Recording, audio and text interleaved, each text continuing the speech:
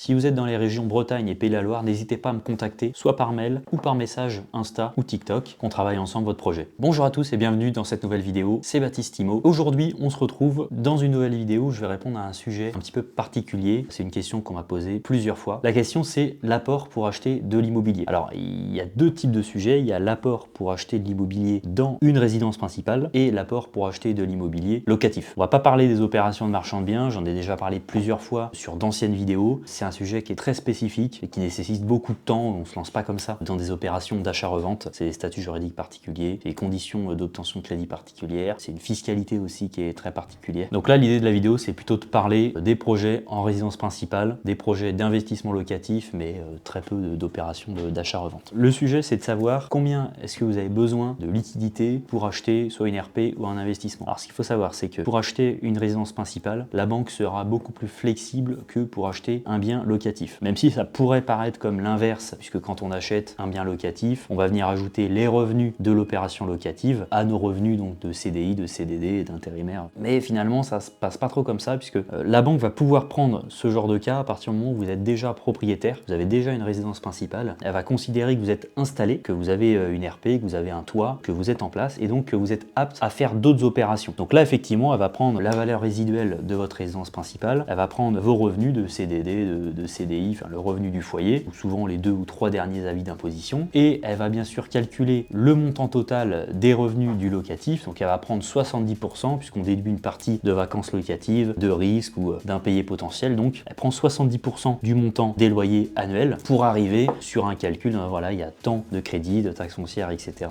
Vous avez tant en face, effectivement on est à l'équilibre ou on l'est pas. Donc ça, c'est par rapport à un projet locatif. L'apport qui est demandé, généralement, il est souvent de 10%. Alors on parle de 10% globalement sur des projets d'investissement locatif. Ça peut être plus, ça peut être moins, ça peut être surtout en fonction de l'appréciation de votre banque. En fait, il y a une différence de délégation entre le conseiller que vous voyez dans l'agence typiquement Crédit Mutuel, Crédit Agricole, CIC, les agences de proximité, son directeur, et quand ça passe en siège ou en caisse régionale. Quand vous êtes géré sur des banques privées, sur des caisses régionales ou avec des conseillers qui ont plus de délégation, en tout cas qui ont plus de latitude pour vous octroyer des prêts, c'est quand même beaucoup plus facile. Il faut savoir qu'il y a aussi deux autres petites cases. Quand vous faites un prêt pour du locatif, quand c'est votre première, votre deuxième opération, peut-être même votre troisième, je ne sais pas exactement jusqu'où ça va, ça dépend des partenaires bancaires, vous n'êtes pas encore considéré comme professionnel de l'immobilier. Par contre, à partir du moment où vous commencez à avoir des statuts juridiques type SARL, SAS ou SASU, EURL, etc. en location de logement, vous êtes considéré par votre banquier comme professionnel de l'immobilier. Donc là, vous rentrez dans d'autres cases, ça vous permet de plus vraiment être concerné par les problématiques d'endettement. On n'est plus considéré par le 34-35% d'endettement. On a d'autres choses, alors il y a le taux d'usure, il y a tout ça où les sociétés doivent faire attention, mais on est quand même beaucoup moins embêté à emprunter pour du locatif avec des sociétés à l'IS. Maintenant, ça n'empêche qu'il y a toujours besoin, pour revenir à la question de base, d'avoir un petit peu d'apport. Ça dépend encore des cas. Il y a des cas où ils ont des liquidités, ils sont capables d'apporter des garanties financières, soit liquides ou immobilières à côté. Dans ces cas-là, c'est d'autres choses, ils n'ont pas la même vision par leur partenaire bancaire, mais quelqu'un qui démarre premier, deuxième, troisième investissement, il y a besoin d'apport, il y a besoin à minima, même si votre banquier est plein de bonne volonté, il y a besoin au moins de couvrir des frais de notaire, frais d'agence, autres frais. C'est quand même le minimum. Des prêts qui sont appelés des prêts à 110% ne se font quasiment plus, voire plus du tout. En tout cas, moi sur mon secteur, sur Pays de la Loire, Bretagne, on n'en voit quasiment pas. Déjà que c'est quand même très compliqué d'obtenir des crédits pour des primo-accédants, en tout cas des primo-investisseurs. C'est de plus en plus compliqué, malgré que les taux aient baissé un petit peu. Les banques ont beaucoup de mal à prêter en ce moment, surtout pour des dossiers d'investissement et des primo-investissements. La deuxième partie, c'est pour la résidence principale. Alors il y a toujours beaucoup plus de facilité à emprunter pour acheter de la résidence principale, puisque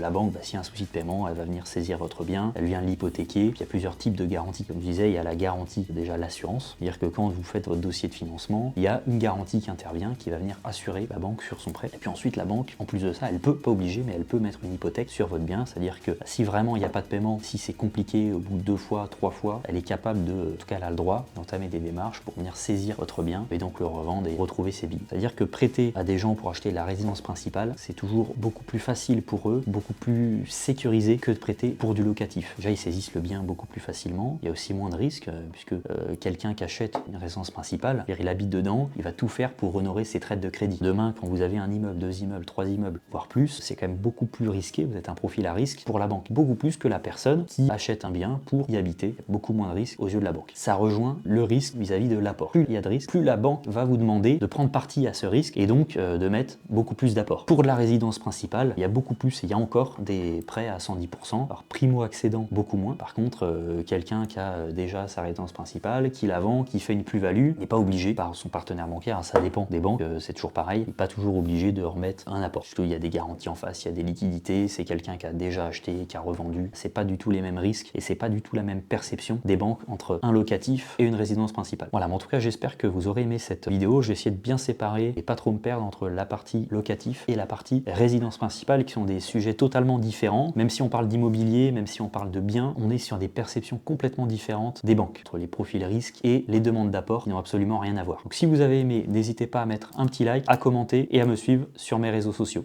À bientôt!